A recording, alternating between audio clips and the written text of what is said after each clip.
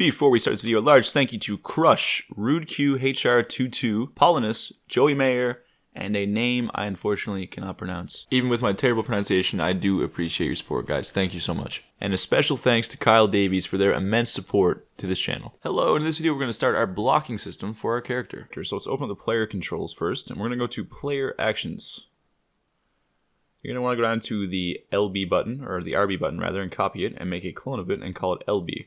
I've got mine set up here for the left bumper, or left shoulder on the gamepad, and the Q button on the keyboard. You can close it out and save it, and then we're going to go over to our input handler. And right below the RB input, we're going to add an LB input. So let's say public bool LB underscore input. Alright, now let's scroll on down. So this looks a bit weird. I'm actually not on my computer in this video because at the time of this recording I was using my friend's laptop as I was having some hardware issues, as you probably noticed from the Discord.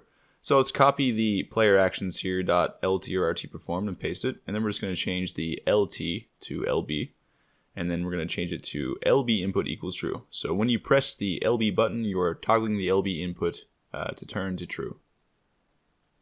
Alright, let's scroll down here now, and we're going to go to where we handle our attack inputs. I'm actually going to rename this function because we're going to expand it further and allow for some extra functionality. So I'm going to call this, we're going to say handle combat inputs, or handle combat input.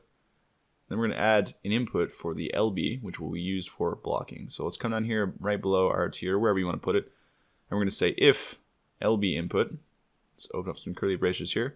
Then we're going to say / do a block. So that's the false or pseudo code. So let's actually make this happen. Now let's go to our player attacker, and under the input actions, we're going to actually make a public void for handle LB action. Let's open that up. And right now all it's doing is blocking, so we're just going to put one other function in here. We're going to say perform LB block action. And we don't have this made yet, so let's just copy that. And we're actually going to make this below. Just going to collapse this here now. And right under attack actions, I'm actually going to make a new region to keep it neat. I'm just going to say defense actions or defensive actions. We can possibly add a couple more things here in the future. Okay, so let's say end region. Now let's say private void. Then we're going to paste what we just copied there. So that will be perform LB blocking action. Now this is where we're actually going to place our code to perform the action. So really all we're doing is, right now, is animating the character. So first we're going to say if we're interacting, let's return. That way we can't do this when we're attacking and such. And then we're going to say animator handler dot play target animation. And I'm going to call it block. I think I actually have a block chain, so I'm going to have to edit this a little bit because I have a start animation, a loop animation, and an end animation. And we're going to say false because we don't want to be interacting, because that would mean we cannot move while blocking. Alright, so I'm going to drag in these animations I have here from my other project that I'm using right now. I have a block start, a block loop, and a block end animation I'm going to use. So I'm actually going to rename this block start because that's what I'm going to use, or call the first animation in the chain. Because we're going to transition from a starting animation to a looping animation and then to an ending animation. This way there's like a slight delay when you go to raise your shield so you're not blocking immediately, and a slight delay when you stop blocking. So let's add a new layer here. Let's call that upper body, because with our blocking animations, we're going to be accessing the chest and arms and head, not the legs, so we can still walk around and run around while we're blocking. I'm going to put the weight at about 0.85. You can honestly set it at 1, I think, pretty comfortably too, if you have good animations. But just make sure it's reasonably high, otherwise you'll have your character half holding up the shield. So let's go to animator, controllers, and masks. And let's go to our masks. I'm just going to duplicate one of these here now, and then we're going to edit it so it fits the upper body.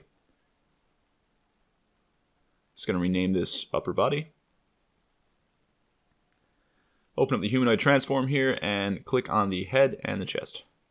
And if you guys have animations that have a full stance block, you can also edit those in if you'd like. You don't have to use just the upper body, but be aware that if you're using your legs too, you have to stop your movement while you're blocking, or you have to put in a locomotion blend tree for movement while you're blocking. So you must have animations that actually show the character running and blocking at the same time.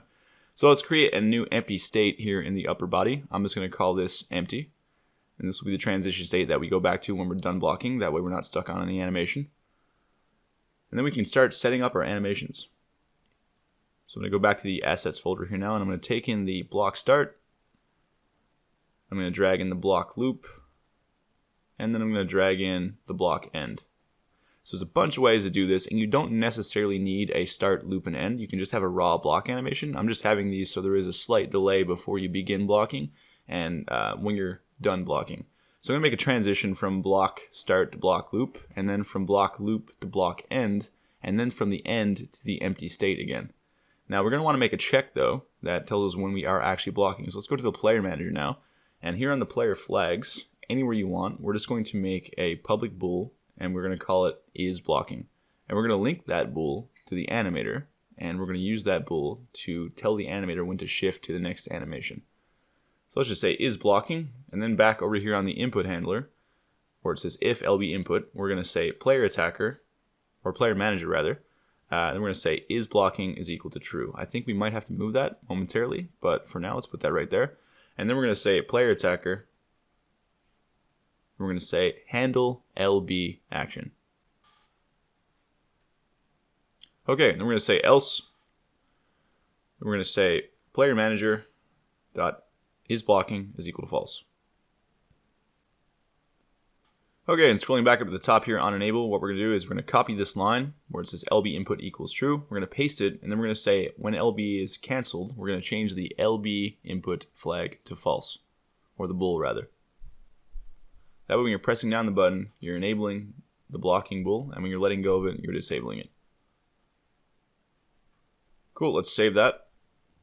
Alright, next on the parameters here in the animator, we're going to make a new bool. We're going to call this is blocking, the exact same thing we called it in the player manager. And then we're going to look at these transitions here. We're going to click on the arrow transition from start to loop. Whoop, going to have to drag this down here.